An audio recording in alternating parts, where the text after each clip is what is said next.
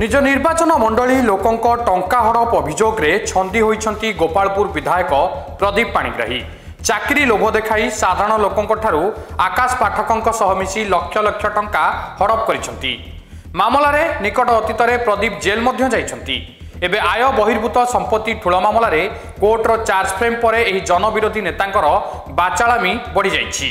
फल रे व्यतिग्रस्त होई से गणमाध्यम रे बाउली चाउली हेउछंती, जहाकु नै प्रदीप को कड़ा भाषा रे समालोचना करिछि गंजाम बीजेडी। निज निर्वाचन मंडली लोकंकु चाकरी नारे लुटुथबा प्रदीप पाणिग्राही अदालत रे दोषी साब्यस्त होबा आशंका रे मानसिक भारसाम्य हराई सारिलेनी कहि कटाक्ष करिसंती ब्रह्मपुर विधायक। चार्ज फ्रेम होबा परे सी तांकर पागड़ामीटा और अधिका बढ़ी जाइछि एवं विशेष भावे आज तांकर जो आरोप एवं जो सब कथा जो पागड़ामी कथबार्ता से करुँच ताकू ना गोपालपुरवासी ना गंजामवासी ना साधारण जनता ताकू कथा को कई ग्रहण करुँच।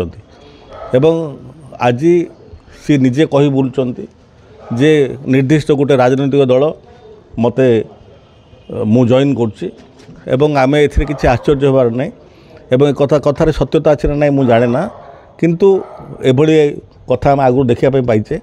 एभली जनविरोधी नेता आगुरी से निर्दिष्ट दल कोले नहीं एवं ओडिशावासी से दल को प्रत्याख्यित करछंती।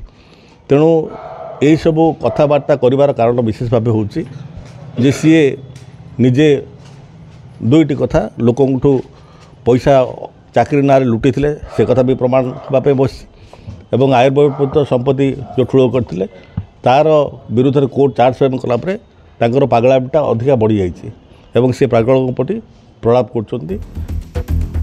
आय बहिर्भूत संपत्ति ठुल मामला रे कोर्ट चार्ज फ्रेम करिबा परे निजक रक्षा करिबा को जाई मनगढ़ा कहानी कहउछंती प्रदीप। सबुबेले जीरो टॉलरेंस नीति अवलंबन करुथिबा मुख्यमंत्री नवीन पटनायक प्रदीपक जनविरोधी काम पई तांको दलरू बहिष्कार करिसंती।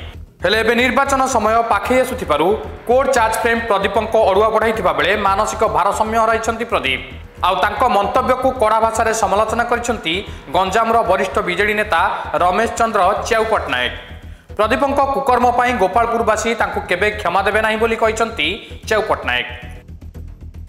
से जो तांको आय बहिर्भूत संपत्ति छुड़ करथिले से धरा पड़िया परे कोर्ट रे चार्ज फ्रेम जानिले से निजको रक्षा करने गोटे मिछता कहते पागलामी कथा कहते निजे आप देखते से जहाँ कहते पूर्ण ठीक ना से मस्तिष्क से भारसाम्य हर तेणु ए किसी सत्यता किसी ना।